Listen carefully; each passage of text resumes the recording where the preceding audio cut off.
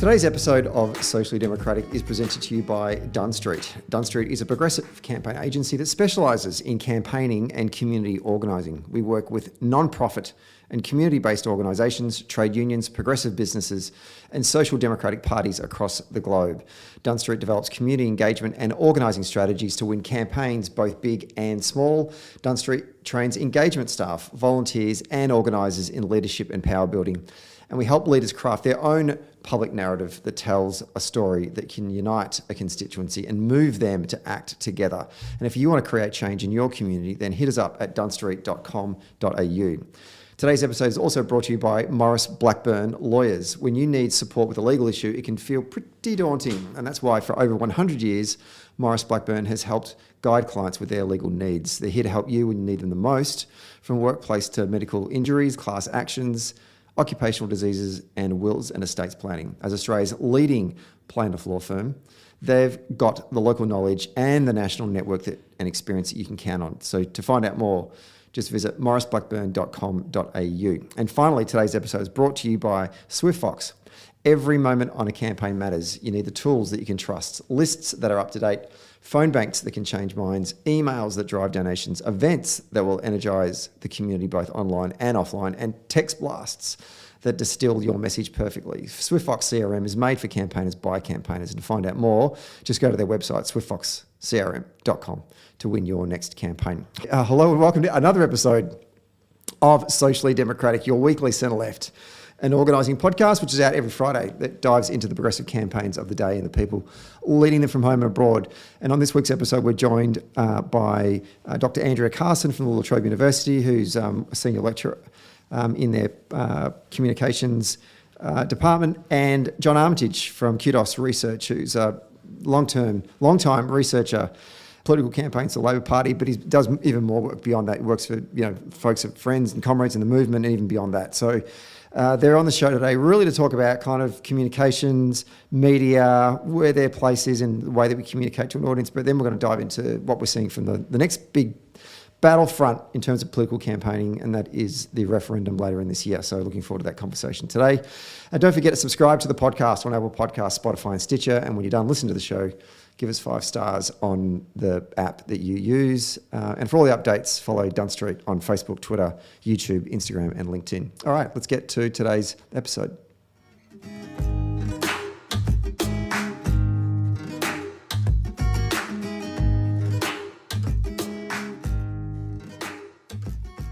We are taping this one on a Wednesday. No, it's a Thursday. No, wait. What day is it today? What day is it today? Is it Thursday? Yeah. It is Thursday. Man, this has been a weird week. We're taping this one on a Thursday morning on the lands of the Wurundjeri people. And today's guest, the quick backstory. In February, late February this year, Dunn Street had its annual birthday party to celebrate 12 more months of survival in this crazy world that we call community organising. And normally what we do is we just invite a bunch of friends and colleagues from, the broader Labor movement to come and celebrate this moment with us at some sort of dingy bar in the city. And amongst this elite group of friends and progressives and academics and all sorts of different people, tucked away in the corner are my 2 guests today, and they spent the whole time tucked away in the corner, just over a couple of glasses of wine, gas-bagging to each other. And at the end of the night, I said, what the hell were you 2 talking about? Because you didn't do any mingling. And they said, we've been talking about this and this and this. And I said, right, well, this is a great idea for a podcast. And so here we are today. So you're going to have to talk about everything that you 2 talked about over the night, because it looked like an intriguing conversation. And the 2 people I'm talking about is first time on the podcast ever, and I cannot believe it's taken this long to get this man on this show, given the amount of campaigns he and I have worked together. John Armitage, Director of QDOS Research Group, welcome to Socially Democratic. Thanks very much, Stephen. I'm glad to be here at last. And love the digs you've set up. Really gone highbrow for today's audio-visual show. Wonderful. Is that an original curtain you've got there, or? Yes, it is. It's look. What I try to do when I do this is how I do my Zoom focus groups. So I want people to feel comfortable and relaxed. So this is my comfortable and relaxed setting, or at least that's the spin I'm putting on the fact that I haven't got around to organising my office to look pretty yet. Very good. Or as opposed to relaxed and comfortable about how John Howard wanted us to feel in the 1990s. And joining for probably the third, fourth, fifth, I don't know how many times, and I love it every time she comes on the show. She's the professor for political communication at my alma mater, the Trobe University, Dr. Andrea Carson. And welcome back to Socially Democratic. Thanks, Stephen, and great to be on with John too. Absolutely. And you've really gone lowbrow with your background, I see there. I'm doing ode to John Olsen there in the back. That's a print he passed a couple of months ago. And of course, you know, the book's at hand, as we academics like to have. And I was being very sarcastic because, God damn it, I would get you on NBC any day of the week with that background. That is NBC quality background to, you know, call in someone. So I'm very proud of you made the effort today for today's show and for our very dedicated listeners. Okay, so the things that you were talking about at the Dunn Street birthday drinks, we're not going to cover all of the things, but we're going to cover two particular areas, or maybe three. One is, broadly speaking, the media and how they relate to political coverage, giving information, shaping conversations and debate. And I want to ask in a moment about your interests, where your interests come from or come to this particular kind of conversation. But I also want to talk about The Voice. It is the next big election in this country. It seems like in the last 12 months, we've had a lot of elections. We've had, the federal one, South Australia, Victoria, New South Wales, and now the big, and this is huge because this is something that doesn't happen every 12 months, right? Referendums are rare. The last one was 1999. So this is a unique opportunity just to run a campaign that's different but similar. So I want to talk about that as well. And I want to lean in both your experiences to this conversation. But before we do that, and if we can turn to talk about the media to begin with, starting with you, Andrew, what are your interests? I mean, I know we've had you on the show plenty of times before, but for people who haven't heard you before, what are your interests in terms of wanting to talk about the media in this conversation? Well, I guess you mentioned how John and I were at furious conversation at the celebration of Dunn Street, and part of that is because we were talking campaigns and elections, which is where my passion lies, understanding how the media reports that, the types of stories that get traction. But in this really interesting digital age, I guess the falling cultural capital of the traditional press and the rise of social media and where people get their information from, which the Australian Electoral Survey, each election that comes out of ANU, charts where people are getting their political information from. And 2019 was the first time they saw that crossover, that no longer was traditional media, television, radio and newspapers collectively dominant. And usually it's television where people are getting their political news.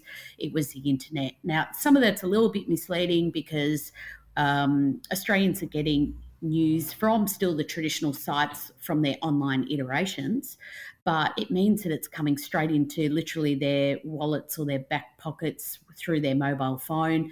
Very easy to get information quickly, and the way that we digest news changes, and that's got really big implications for political campaigns and the way that politicians and their teams work out how they're going to map out messages. But the other two things I'd put in there is that, of course, we're in an era of finding it difficult to know what's true and what's not true, and the amount of mis and disinformation that's washing around, and how easy it is to put out information that's false and what that does to the informed vote.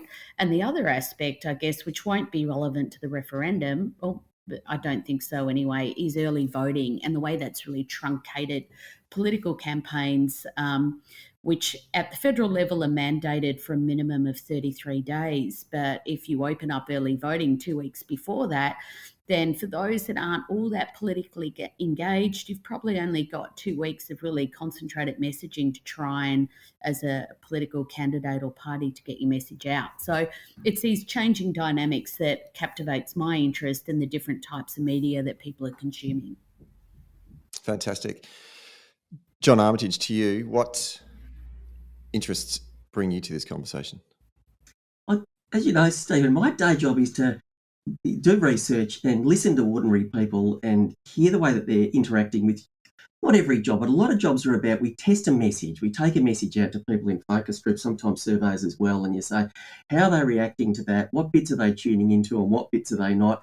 And as the project goes along, we try and tighten up that message so that we can give back to our client this quite tight message that we know is speaking to people. It hasn't got these annoying little bugs in it where you've sort of misspoken in some way that misrepresents something, but also that you've essentially, it's about connecting with their values, right? Not pushing too far.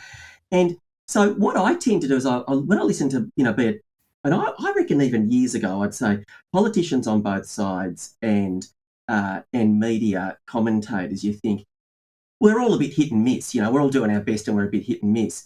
But I would see this sort of, you go, yeah, that's good. Oh, they've missed the mark there, because you just got an ear for it. Or you might have even had the good fortune of doing quite a lot of research on a subject matter. And I think it's been fascinating me about Murdoch media in particular. But I think the fragmentation of media more broadly is that some people almost, I don't know if it's accidental or deliberate, sometimes I think it is deliberate, they're not hitting the middle, and they're not even trying to be hitting the middle. They're hitting a particular market.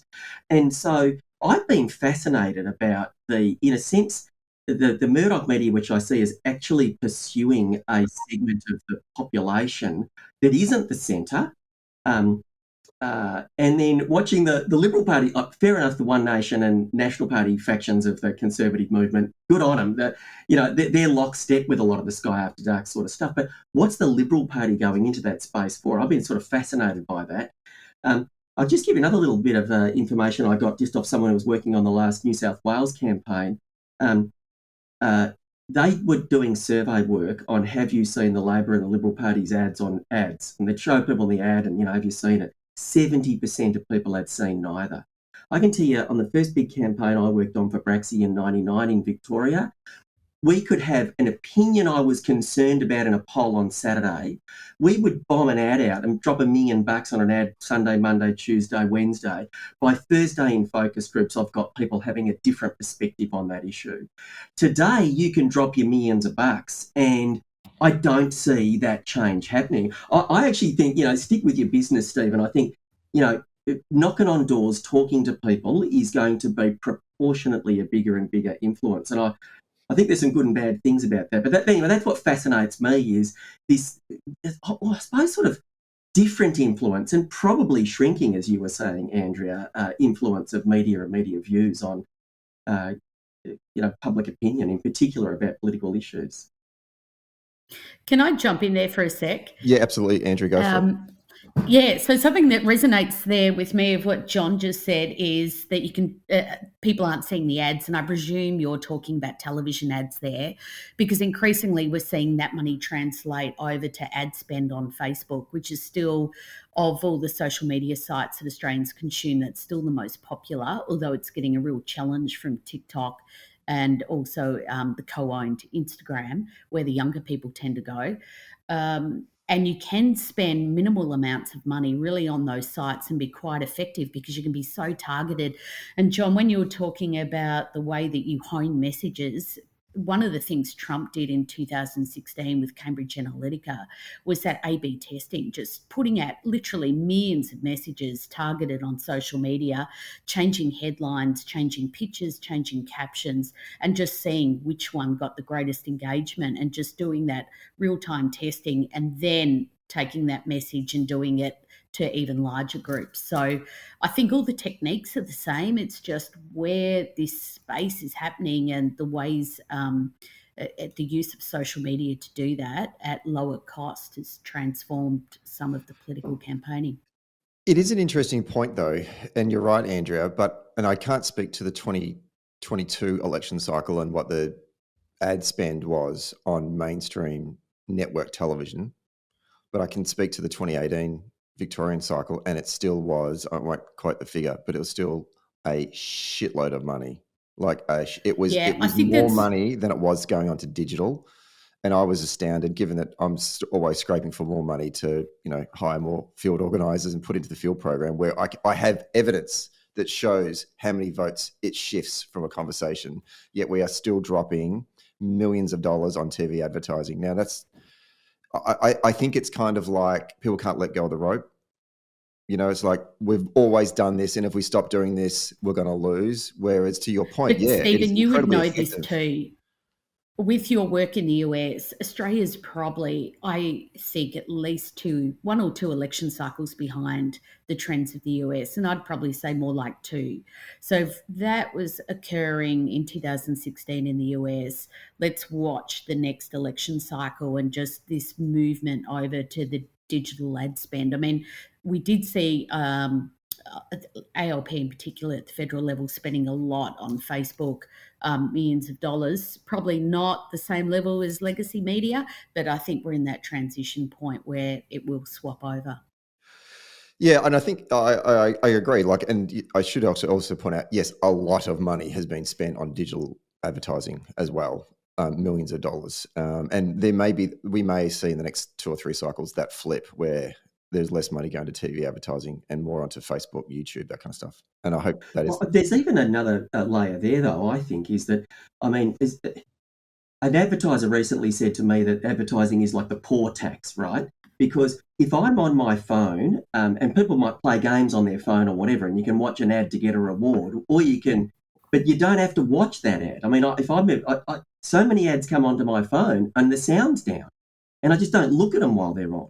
Um, if I'm sitting on the couch and thinking, what am I going to watch tonight? I am not going to pay I'm looking at the myriad. I spend much too much money on all the different streaming services. So I don't know how you get an audio visual ad at me at all. And then in the car, you can't even get me. Or 2 reasons. One is I'm working at home now because we figured out we can do that more.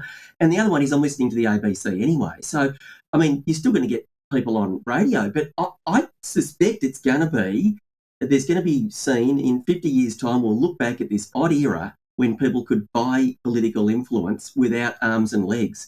Political parties are going to need more members, more organisers, and more volunteers talking to people the way that it would have been done in the sort of pre-electronic media era. We're going to go back to 2029, might eventually end up more like 1929 in terms of how you have to run a campaign. Andrea, I want to pick up on some of the points that you made in your opening remarks, and then see if we can sort of intersect that with some of the reflections that John had, and that is about what is true and what is not true in political campaigning. And I think you and I spoke about it a bit when you were last on the show, but to see the point that John was making before, which is, I think John said that he thinks that, like, say, the media, the Murdoch Press, are intentionally skewing their coverage to a select group. And I am starting to come around to that theory as well. I think that they've sort of said, we're not going to be a mainstream centrist paper anymore. I'm using the Herald Sun as an example here. In fact, we're actually going to tailor it to this cracker right-wing nut job cohort of a very small section of society that probably only makes up about 20%. And that's our audience. And in terms of our business model, that's what it's going to operate around. And also the stuff we're going to print isn't really going to be truthful, or it's not, it's going to be grey, but it's going to be tailored to that audience. And that's kind of where we're going to live now, which is really weird when you think about it, because, 20 years ago, whilst it was still a Tory rag, it was a Tory rag for the state of Victoria. Do you know what I mean? Like, it was a broadsheet in a sense. It was broad to try and talk to everyone. Do you see that, Andrea, do you see that happening? Is that something that is that coming up in your research, that this is where media consumption is heading? It's just heading into these sort of corners. We are becoming more polarised in our coverage. Again, nowhere near to the extent of the US. And I did a 2-year study looking at COVID coverage, for example, and trusting media outlets and media use. And what we found was that in the US, if you're a Democrat, you're reading 1 of 5 outlets, or listening to them, watching them.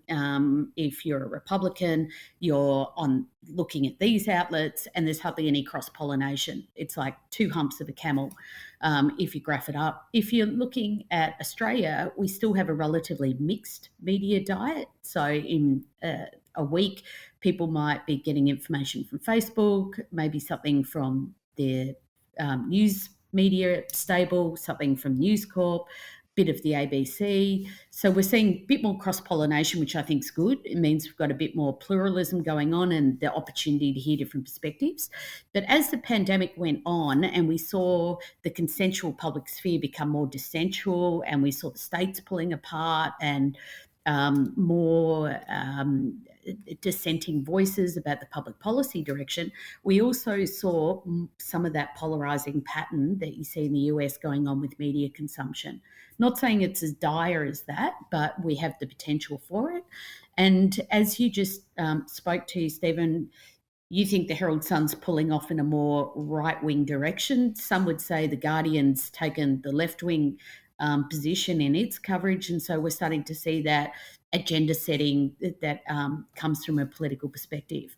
But the other thing I'd throw into the mix about John's observation, which I think is interesting here, is that if you look at the demographics of voters, we're getting younger cohorts coming in. They don't read newspapers. They get their information from social media and it comes into their feeds. They don't actively look for it. It's there with their Instagram mix or their TikTok, whatever they're consuming. So the Herald Sun and their editors are having a problem reaching those that audience. The other thing is their content's locked behind a hard paywall. And what that means is that unlike some paywalls where you get 20 or 30 articles for free a month just to sample it to keep the eyeballs washing through and to keep the traffic up, they block you out completely. So unless you're a young person who's going to subscribe to the Herald Sun, you're probably not going to get a lot of that content. Now, some of it might drift onto Facebook as a strategic choice to try and pick up that audience. But the mainstay of their readers, I would suggest, are older, and they're probably speaking to the conservative values that a lot of those readers already hold. So you're getting a bit of an echo chamber effect going on with that readership. And if you look at Daniel Andrews, who I think is a really interesting case study here, because politicians used to be so fearful of News Corp because of its agenda-setting power. And its ability to strike fear that if you do something that's going to be contrary to the economic interests of Murdoch or the political interests, that you're going to be punished. And we saw that with headlines with Bill Shorten in 2016 with Bill Nokia and Kevin Rudd, some pretty scathing, will this guy ever shut up? You might remember on the front page, spread right across the country at the Courier Mail and the Daily Telegraph and so forth. Daniel Andrews has kind of rebuffed all that and said, I don't care what they write about me and I'm not going to talk to those journalists anymore. And what happened at the last election? He actually increased his majority. And that was against some dire coverage that was predicting that it was going to be minority government or it's going to be on a cliffhanger. It wasn't any of the sort, which I think also speaks to how out of touch some of that coverage is, because it is concentrating on this particular audience that's older and is more conservative. Before I go to John on that one, and some glaring things in that coverage that I thought were remarkable. The first one was, and to be honest, I will lump Fairfax in with this as well. It's not just News Corp. Well, let's call them Nine, because it is quite a different entity from Fairfax when I worked at The Age, which really had a very different social justice agenda, I think, to what it has now, and keeping in mind that its chair is Peter Costello, who was the former Treasurer of the federal government, of the Conservative government. So I think Nine has shifted. It's much more commercial than what we saw with the Fairfax, and it has probably a different agenda running in some of its news stories. I'll underline that agenda. Like in the final days of the 2022 state election, they literally were running articles where people within the Labor Party who had an agenda against Daniel Andrews were backgrounding against him in the event if he loses, that his premiership will be called into question and people are moving against him and he's going to get rolled. Like, that was getting front page coverage. Like, I mean, how fucking mad is that, and how far from reality is that when the guy and the government increased its majority by an additional seat? The second one, and this is the question I want to ask you, John, is what level of did this burn your piss to see Channel 9 run a front page package about a poll being done in the seat of Mulgrave, which was a sample of about 30 crackers, on that the Independent was going to beat Daniel Andrews in the seat of Mulgrave. And that was, that was trumped up as research that ran on a major news bulletin. And I sat there watching it that night going, this is insane. Like literally, you could get someone's really enthusiastic 10-year-old to stand out the front of the polling centre and ask people who you're going to vote for with crayons and mark it down and then give that to the journalists and say, here, run that, because that's basically what just happened. And as a professional researcher, I don't know how you felt about that, but as a campaigner, I was like, we're beyond the pale on this one now.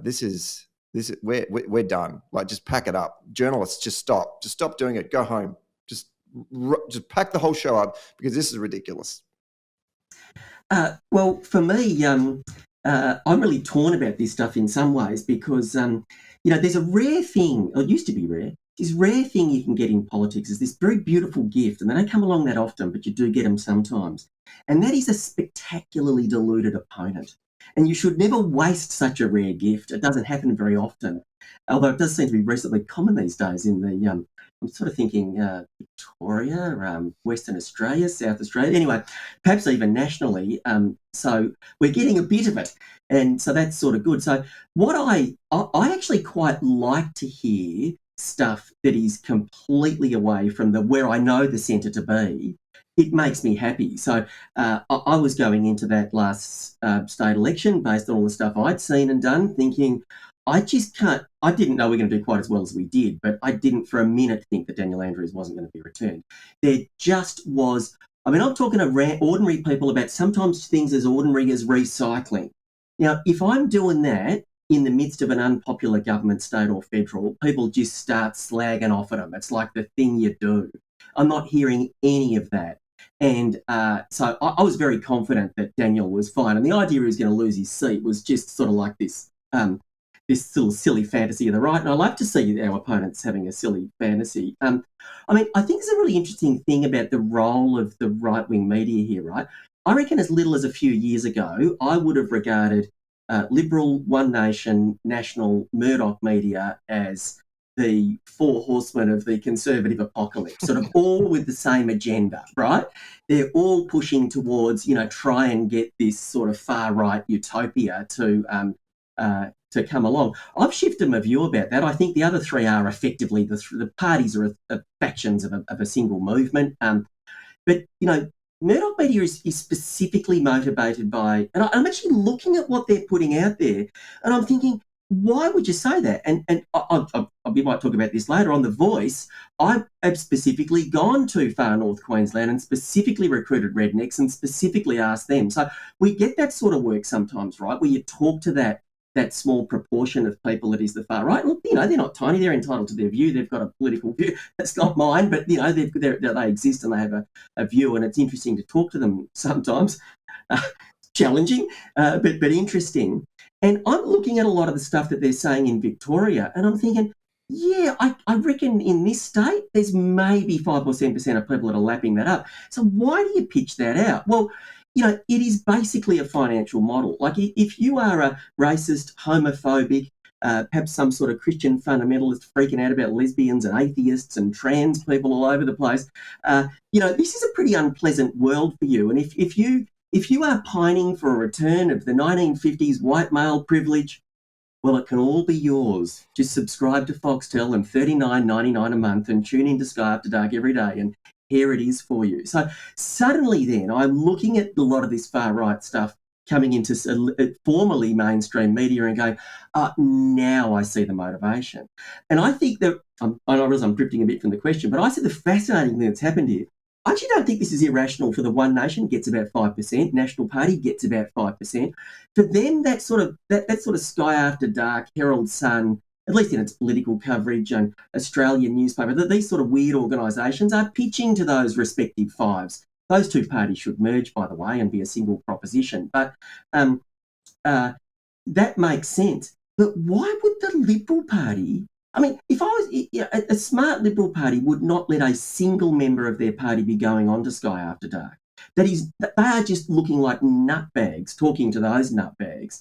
They've got to pitch to this normal centrist place. So, I mean, I suppose when I am observing that stuff, and it sounds funny to say, if I'm a bit bored and want a bit of a giggle, I'll tune into Sky After Dark, right? It makes me laugh, and it warms my heart to think that a whole lot of libs are watching this, and they are literally taking their cues from this insanity that is just, it is just trashing their brand. I mean, I don't necessarily predict the demise of the Liberal Party. I think parties can be quite resilient, but this whole Teal thing that's happened, this is a block to them being in government. That their unwillingness to reflect the values of, in fact, 3/4 of Conservative voters, upper middle class white people in the inner city, middle and inner rings of cities who are not racist, not homophobic, not climate deniers. And you know what? We're the highest level of the most vaccinated people. So the least likely to buy into those conspiracies. And yet you've got this whole branch of media that says it represents the right, that is talking about all that weird nutbag stuff that is just really One Nation National Party land. Let's take a quick break to talk about SwiftFox. Every moment on a campaign matters. You need the tools that you can trust. Lists that are up to date, absolutely. Phone banks that can change minds. Emails that drive donations, and events that will energise the community online and offline. And text blasts that distill your message perfectly. SwiftFox CRM is made for campaigners by campaigners. And to find out more, go to swiftfoxcrm.com to win your next campaign. Okay, let's get back to the show. Park in Sky After Dark for one moment, and I am with you wholeheartedly. If you want to giggle, you must watch it. And sometimes when I go home to country Victoria, I will stick it on just for a bit of a laugh.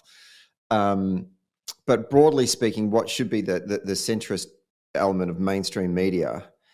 And, Andrew, I want to ask you this question because you're a former producer. What do you prioritize in terms of what you want to be on the news, whether it be on radio or TV or print, right? Because I think that if I was the journalist and I came to you and said, I've got this package I want to do, there's been a poll in Mulgrave done by a child, we should run it that night, I would assume that you'd go, get out of my office. You're not going to get a Walkley with that, right? But what I found, even over COVID, was there was stuff that was making it into the news, and I'm going, that's not newsworthy.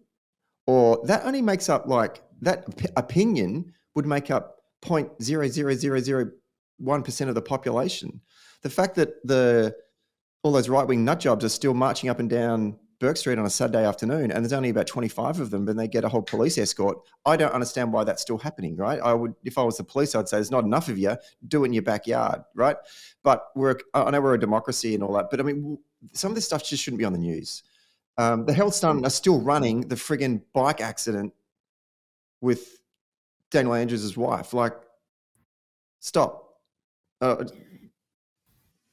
Essentially, Stephen, you're asking me a question that we call media logic. What is the logic that determines the way that news stories are decided, the news agenda of the day? And that varies. Media logic, I mean, in academia, we look at things like time pressure, deadlines, seniority of journalists, the ethos of the paper, the ability to be able to attract leaks, how long the journalist has been working in around for, all those sorts of things go to how they determine what story they're going to run with. And you asked me, personally, I worked at The Age for a number of years, and then I went and produced radio on the ABC. So the media logic's going to be different for different organisations, but broadly it takes into account, time pressures and all those sorts of things and seniority. The thing to keep in mind, though, is that news by definition is something that's new and what is extraordinary. And extraordinary wins over the ordinary every time. So if it's something that's going to excite the readers, then it's probably going to excite the editors. And the other, perhaps, there's a couple of problems with that. One is that the most extraordinary news is fake news. So that's going to beat whatever's going on during the day at any given point. But also fear, and we can thank Trump for this. We know that fear is a greater shock and awe tactic than probably hope and the positive news stories. Obama tried to go down the hope route with yes, we can. Trump was build the wall and lock them out. And fear can, and John would know this from his work and yours too, Stephen, that fear can be a great motivator, which is why we get so much negative coverage. Doesn't mean the audience necessarily likes it, but there's something quite primal about how we're tuned into that. Maybe it's a self-protection. We want to know how to protect the bad things from happening to us. So we read on and we look on and see. And so they're the sorts of things that motivate media coverage. And the idea that a standing premier is going to be ousted by some young gun, delusional young gun in Mulgrave, that's quite a shock and awe story. So it's going to attract some attention. But what you would hope is that overriding all that is a charter and some journalistic ethics that will go to what the core function is of news, and that is to inform the readers, not to serve the people you're writing about. And if you're serving your audience, you're probably doing a good job. And by doing that, you should be hitting 5 key tenets, which is to inform the audience, to provide information so they can make independent choice. There's an educative function. There's also a function to allow for advocates to be able to articulate their viewpoints. And these are the sorts of things that we teach in journalism courses. But the media, I guess with the polarisation that we're seeing, a lot of those core values are changing, and the idea of this ideal public sphere and the media's role in that is seriously under question. John, do you want to add anything to that? Because I want to switch to The Voice in a moment, but I just want to get any sort of final reflections on that. Yeah, I think Andrea's sort of his head much better around the sort of notion of sort of media and how it works in journalism. One thing I suppose I'd just sort of reflect upon here for us as campaigners and your listeners who are campaigners, Stephen, is that all of this just reinforces to me something we've already known as campaigners, but it is just so much more imperative now. You've got to have a single-minded proposition. When you've got this great array of stuff that's being pumped into people's heads from a whole lot of different places, confusing or complex messages or diffuse messages are going to be so much harder to get through. If you're a campaigner, you've got to have one idea. That's not to say that it's one turn of phrase. I don't mean that at all. And it doesn't also mean that there might not be a lot of different things underneath it, which you would say. But there's one central proposition that is all the little things you say underneath should still reinforce that. And I think the campaigns that have a clarity in their own heads about that single-minded proposition. For example, I test slogans. You know what people say about slogans? Glib, stupid. Like they're all glib and stupid. I really like them. Why do I like them? Because they are the internal brief to us when we're on the campaign. This is to remind everybody what we're saying all the time. So there's always one single proposition. And if you've got a strong incumbent and you're doing well, think Daniel Andrews or the Mark McGowan in WA, then you can actually have a pretty positive proposition. But if you're in opposition or if you're a dying government, you've got to have a negative proposition and it's got to be relentless. Or Morrison's proposition when he managed to beat Bill Shorten was exclusively negative. It could all fit under the single banner of the tax bill you can't afford, So it was, and all of whatever he said was under there. So I suppose that for me is, I think, the big lesson of this changing media landscape to us as campaigners. Well, that might be a good way to then switch over to the conversation about the Voice.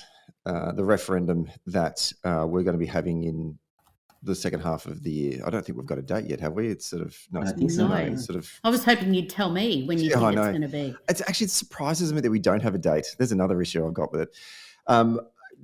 Andrea, to you first of all, just open thoughts about the referendum. What do you want to talk about in this particular part of the podcast? Then I'll go to you, John.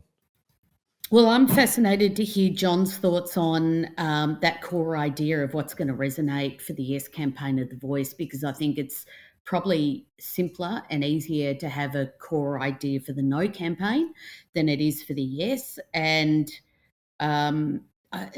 I'm hoping that those that are supporting the Yes campaign can come together under one united banner with that core message, because I think the success of the referendum is going to depend on that. I also think we're yet to see the campaign really activate yet. We're seeing lots of no.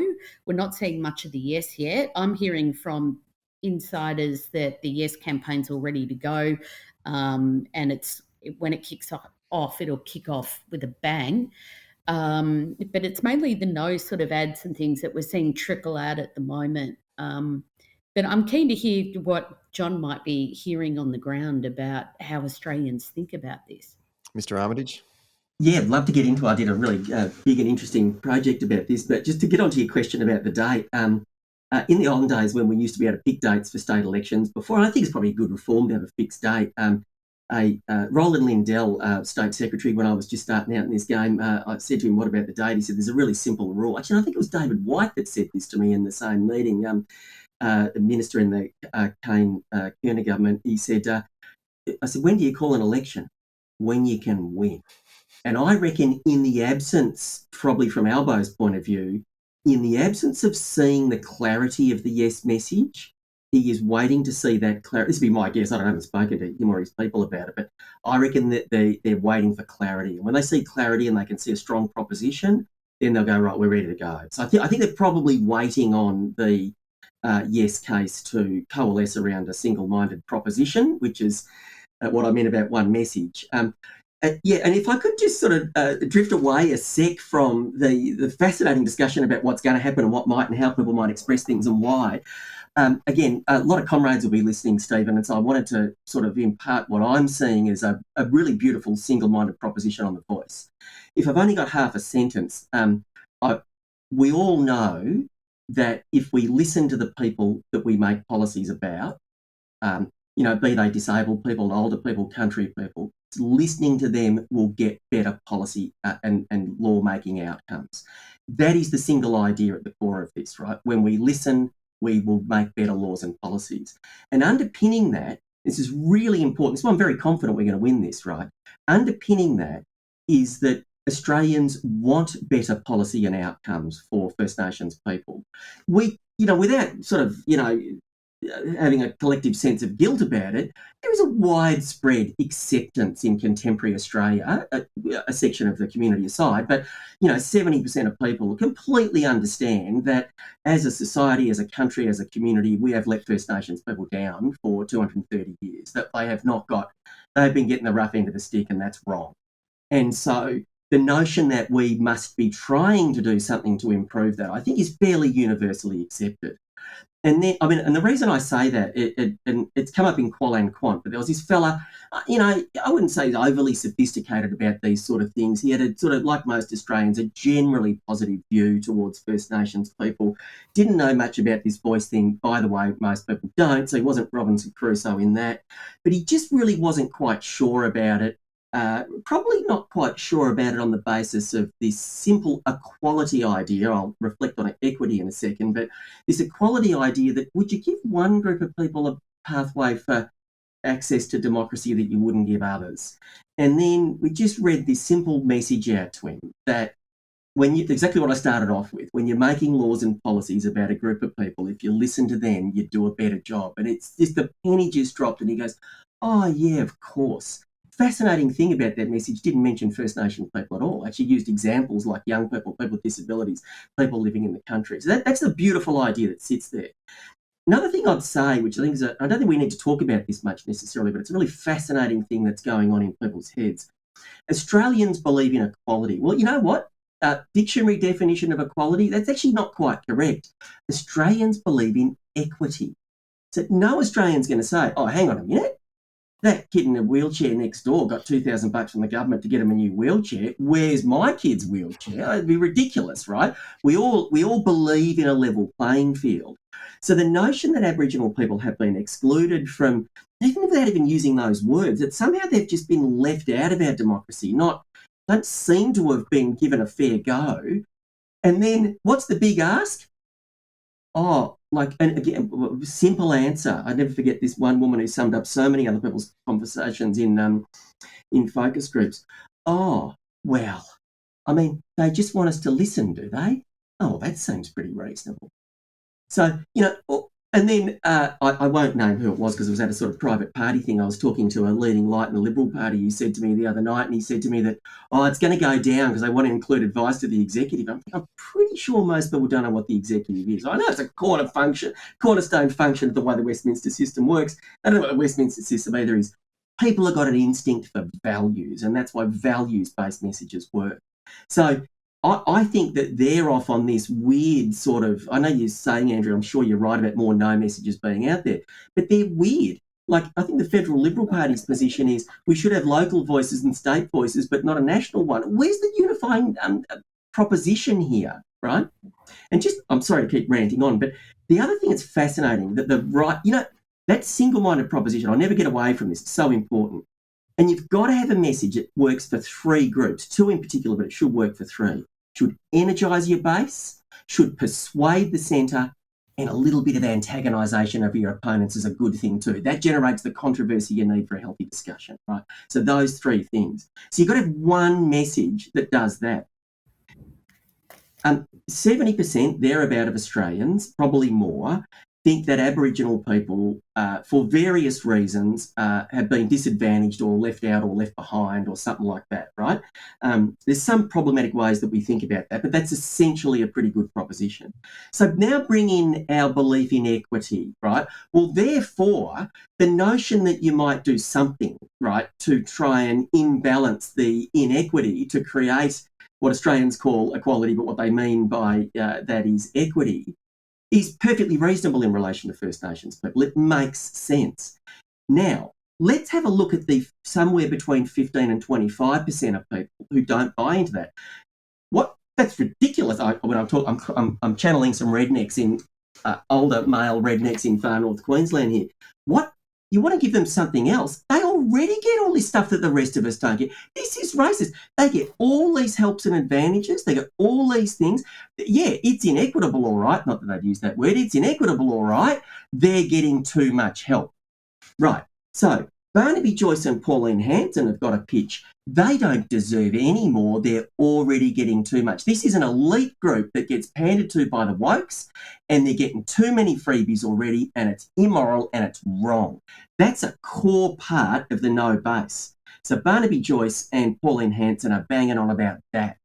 And then somehow Dutton's got a pitch to middle-class people in the suburbs who don't agree. So what's this crazy message he's got?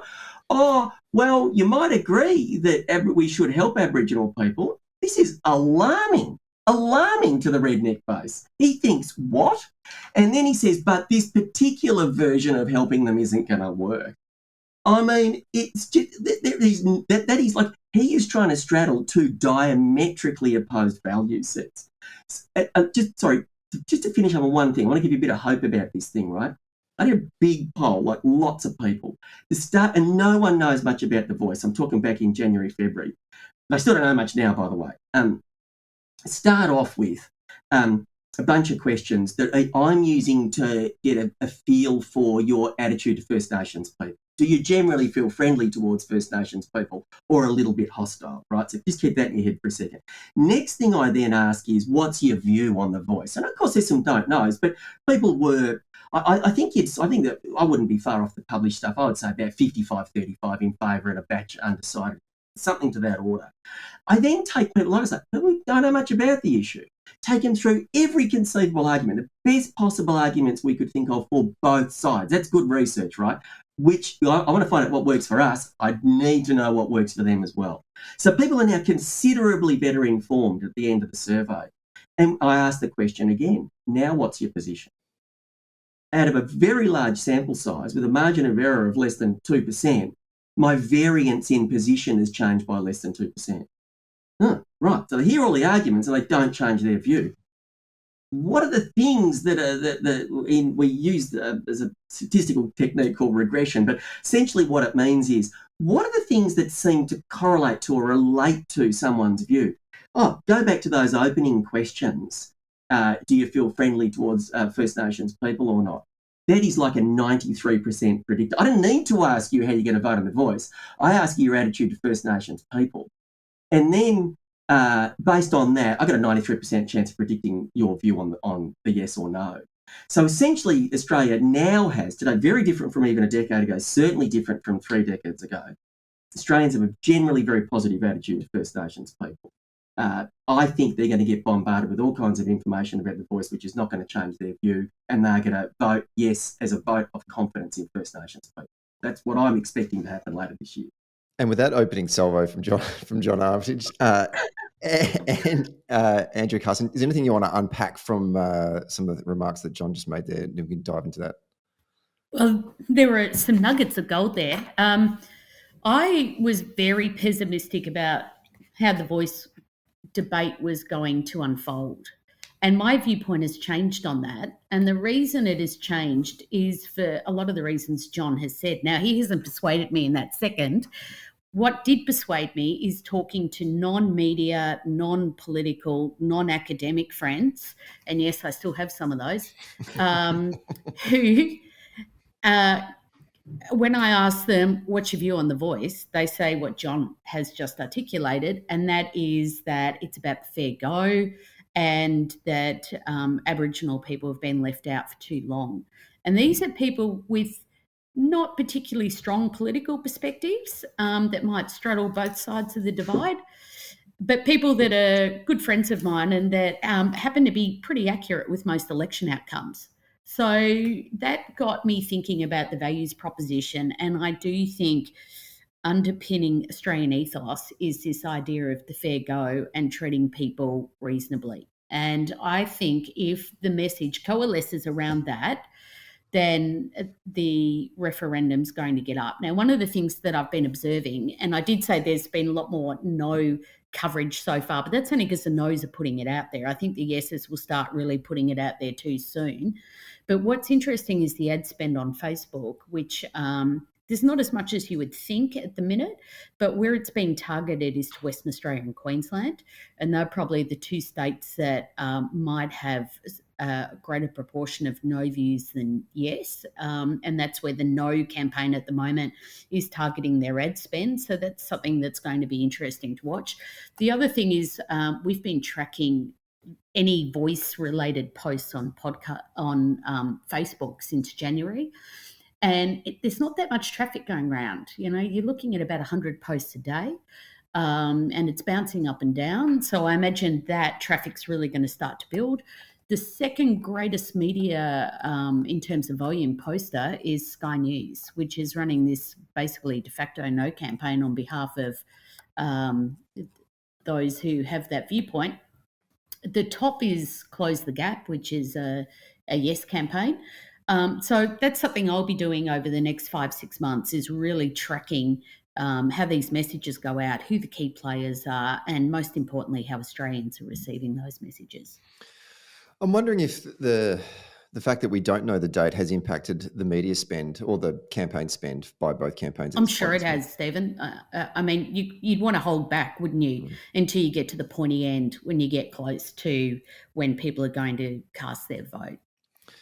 The other thing to consider as well is, whilst it is an election, it's a referendum, and the ways upon which you win, the map to win, is different compared to a traditional election. It's essentially 6 big seats and a national vote as well.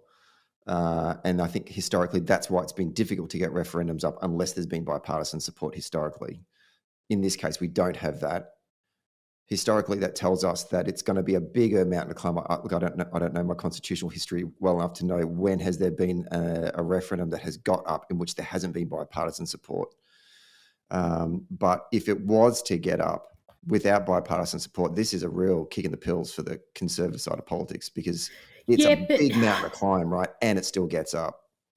I do think that this isn't necessarily, as much as the political parties would love it to go down partisan lines, I'm not sure it will. And the reason for that is similar to the same-sex marriage plebiscite. It's that in political science, we call these moral arguments, and that moral arguments are usually really easy to understand. You're either for something or against something, and you don't need a whole heap of political knowledge or take your cues from the political elites that you respect to be able to direct you into how you think about that. And the same-sex marriage debate, that cut across politics. You had factions of the Labor Party that were against it, factions that were for, and the same within the Liberal Party. And I think you're going to see some of that division and cross-pressuring also going on with the voice debate. So it's not going to be a nice, even partisan debate. And at the end of the day, I think it's very easy for Australians just to think, well, do I think it's a reasonable proposition or not? They don't need a lot of information to be able to answer that. It goes to their values. And that's why I don't know whether that partisan support part that's so important in referendums in the past is going to be as meaningful with this one. It's an interesting point you just made there, Andrea, and I want to throw to you, John, because I think what you're saying here is you're making an argument that the Yes campaign is going to be a values-based message campaign. What I can see from the No campaign at the moment really feels more like a process type campaign. Like, it's the process that we've got an issue with, and therefore you should vote no. Whereas the Yes campaign is saying, no, we're appealing to the better moral angels of our community to say yes to this. Is that how you're seeing it play out? And on that basis, are we more likely to see a victory for those who are making a moral or a values-based argument? Oh, well, Stephen, I hope they run a process argument. I mean, process arguments are just, I actually get arguments from, clients they want me to test or whatever. And you got to measure your clients, see whether they need to learn this lesson face to face or, in real time, or whether they'll accept my judgment on it. But generally speaking, if it's a process argument, I just cross it out. If I can chuck it out before I bother to test, I love to do it. I think the first time I wrote on this, I wrote something to a client. Look, Australians have got nothing against a fair and equitable process, but they don't really care. Give them a proposition, that has got a moral sort of impetus to it. In fact, I would even take this a step further, which sounds like madness. I get people in focus groups a lot of the time going, yeah, gee, I'm not sure about that. I'd like a bit more information, right? And my clients go, oh, here's the information. I go, no, misunderstood. When people ask for more information, you need a stronger values proposition. Because I have given people more information, they ask for more. And I give them more and they ask for more. And I give them more and they ask for more. At the end of it, they're just even more confused. So, Dutton's whole strategy was about let's get people asking for more and more information so they're just left confused. That's a legitimate strategy when you haven't got a good moral proposition. Look, every day, a strong, clear, singular, values-based moral proposition beats a process. John, can I test that with some of the arguments we saw run out very early that I think Tony Abbott was testing, which I do think has a little bit of traction? And that's this simple idea, if you don't know, say no, which was run out during the referendum on the Republic. And I wonder what you think about that in terms of, it's all too confusing, so therefore I must default to the status quo, what we call the status quo bias in political science. That's definitely true and good. That is particularly useful when there is a potential negative consequence. So in the Republic referendum, for example, that makes sense because who's the president going to be? It's all just a bit weird. It's changing. I'm very comforted by our very safe political system that seems to be serving me well. I whinge about it, but I feel safe. This is a referendum that at its most dangerous will listen to Aboriginal people. So I'm not saying it's not a good argument for them to run. I think that that's of some value. But where that is a cracker is, they're going to change the tax system. Are they? Who's going to be the winners and losers again? It's a bit confusing. Geez, I might get screwed over here. I'll jump off it. So I don't say it's a bad argument. I just don't think it's got a huge amount of traction in this particular case. If I can then bring in something on that I reflected on the Scottish independent referendum back in 2014. I think part of the success that the Better Together campaign had was around, it was framed as an outsider, it looked like a process issue. It was questions about what's going to happen with Scotland and the European Union, what's going to happen with Scotland and the currency. These are processy type issues, but it kind of got to the heart of, I think the value proposition was what's going to happen to the Scottish economy, because right now things aren't great as it is anyway, and I don't want it to get worse. My kids don't have access to good quality jobs. They've all got to go down to London to get work, that kind of stuff, right? So it was about, in the end, it was about what's going to happen to our way of life in Scotland. What's the chances of the no vote taking that process issue that you're framing right now, but then somehow linking it to a value frame? That's the bit Oh, they're doing that right now. This is what Dutton's doing, and so what you can do is you can have a process question, which is cover for your values proposition, and this is what Dutton requires now. So I said earlier that really underpinning this high yes vote, and I think we'll get a majority in every state and territory. If we miss the first one, we've missed by a small amount. I doubt we'll miss would be Queensland, then WA. How the heck they get the start, I don't know. That's what I think we'll get up. But so what Dutton's got to do is, he uses this process thing where he says, but this won't deliver anything much good for First Nations people.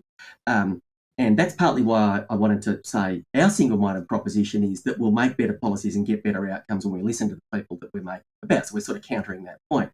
But he not interestingly, and I try not to hate our political opponents. I don't think that's useful, but I do hate him a bit for this. What he deliberately picks, and it is the right political strategy, I'll give him credit for that, but I think it's a bit evil, is when Dutton says it won't deliver meaningful outcomes, does he mention lower educational attainment? No, I don't think he does.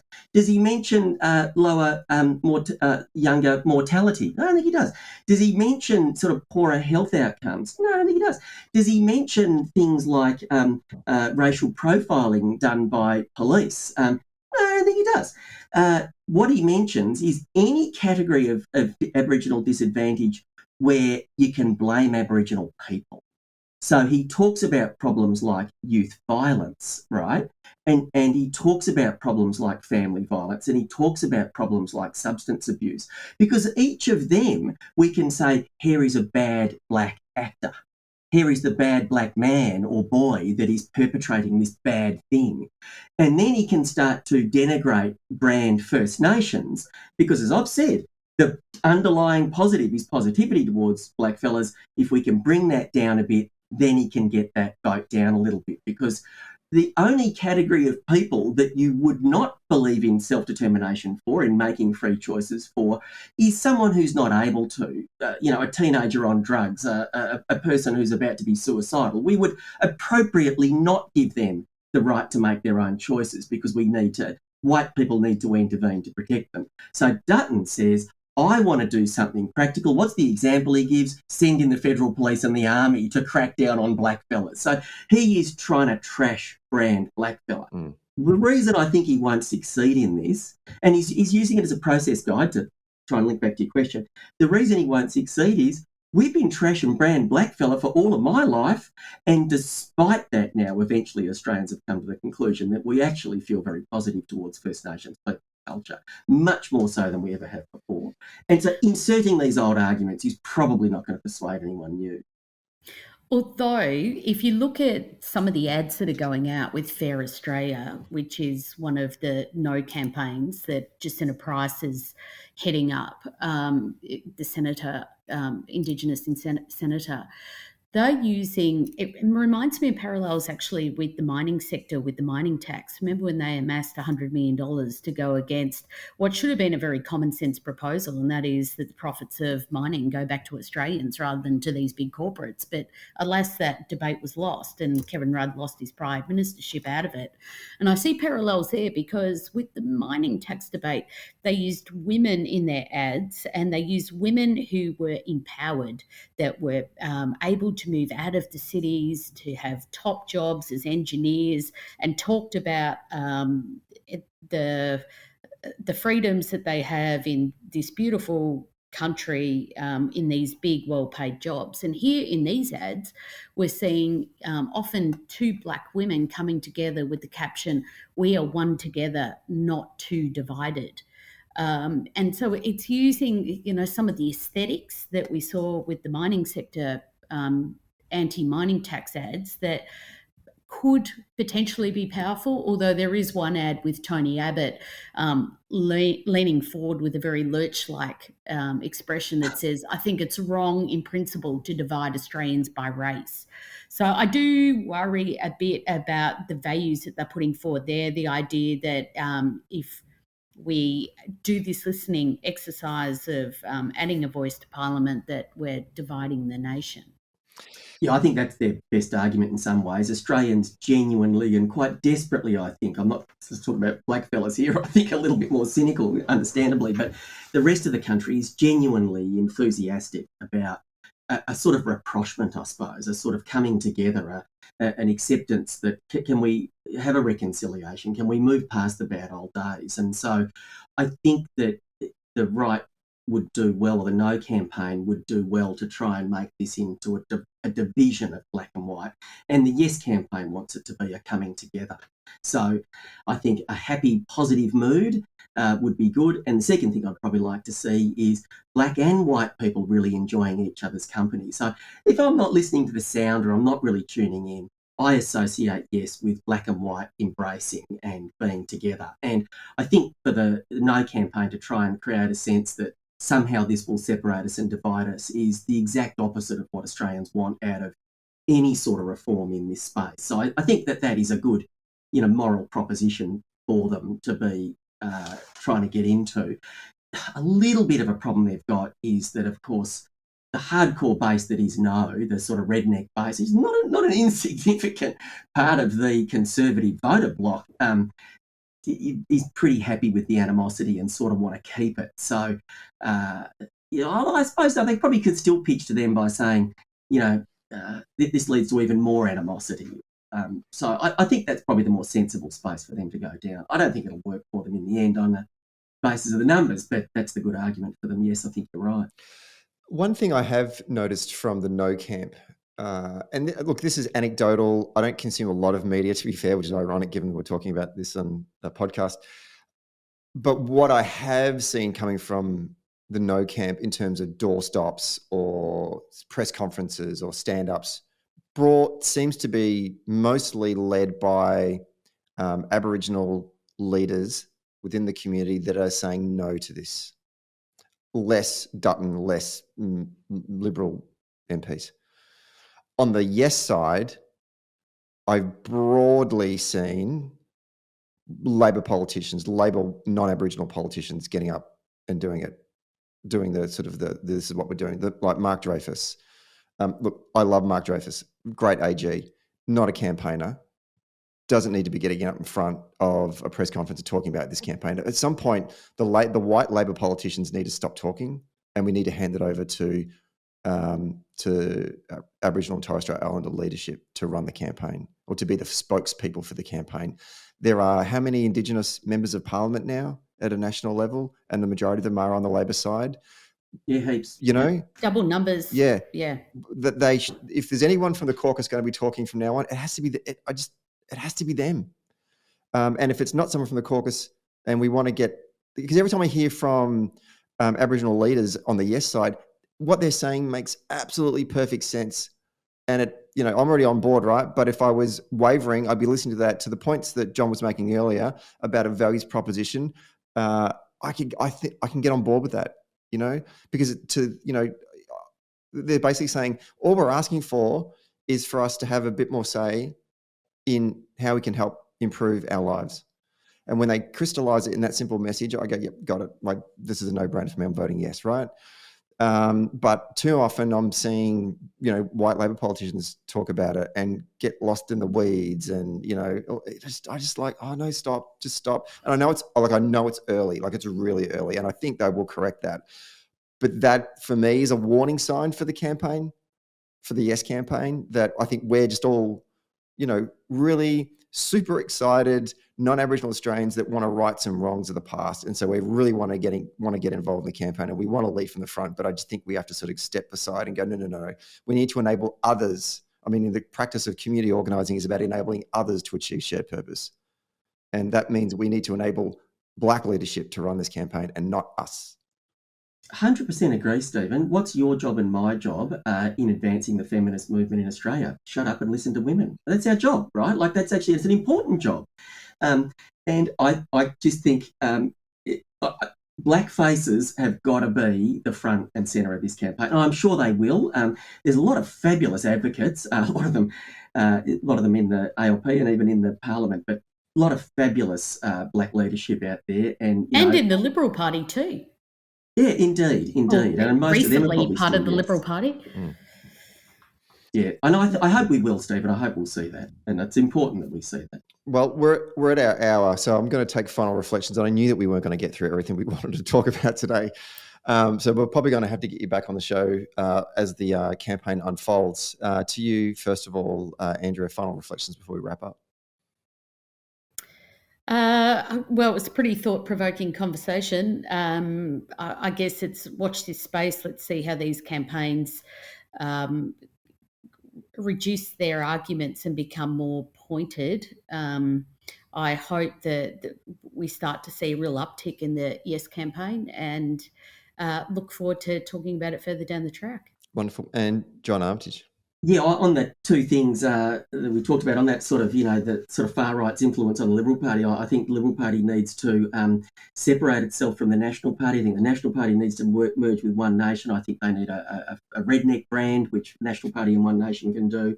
And I think they need an upper middle class white people in city brand, and that Liberal Party used to be. If Malcolm Turnbull invented the Progressive Party tomorrow and joined with, forget the bloke's name who funded the Teals, they would just monster. Simon Holmes, of course. Yeah, Simon Holmes. If they had a handshake and got a bit pissed and agreed to put $10 million each on the table, I reckon they'd create a new party and wipe the inner city Liberal Party out. So I think they've got to decide. Like, Dutton's got to pick a team, and I know his parliamentary team is the crazies, but he's got to ditch that brand. And hope he doesn't, in a way, but they've got to.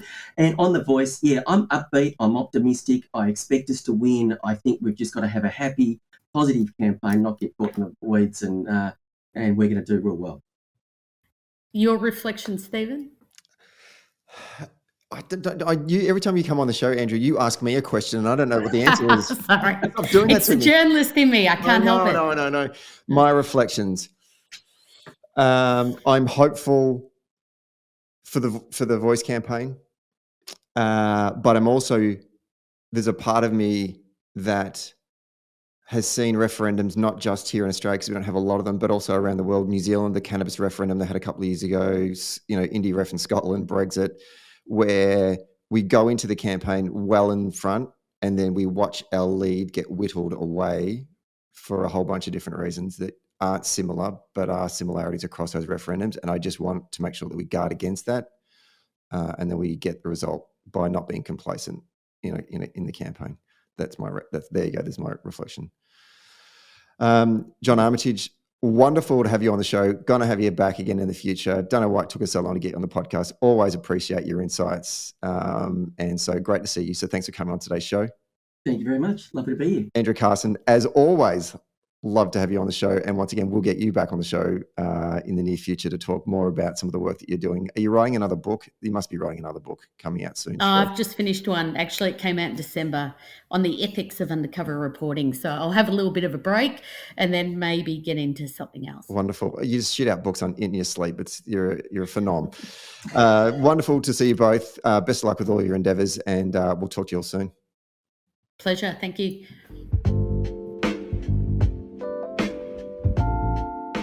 Thanks for listening to Socially Democratic. Did you like the podcast? Hit the follow or subscribe button and be sure to leave a review on Apple Podcast or Podchaser. And to get all the latest on Socially Democratic, follow Dunn Street on Facebook, Instagram, Twitter, and LinkedIn. And we'll see you next Friday.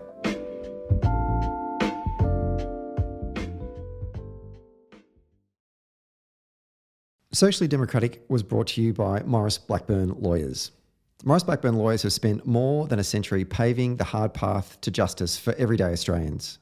They've helped over 500,000 Australians turn their situation around, and they know how the system works. Their experience and skills means you'll get the best results possible. Find out more on their website, mauriceblackburn.com.au. Maurice Blackburn, experience you can count on. Socially Democratic was brought to you by SwiftFox. Every moment on a campaign matters. You need the tools that you can trust, lists that are up to date, phone banks that can change minds, emails that drive donations, events that will energise the community online and offline, and text blasts that distill your message perfectly. SwiftFox CRM is made for campaigners by campaigners. To find out more, go to swiftfoxcrm.com to win your next campaign.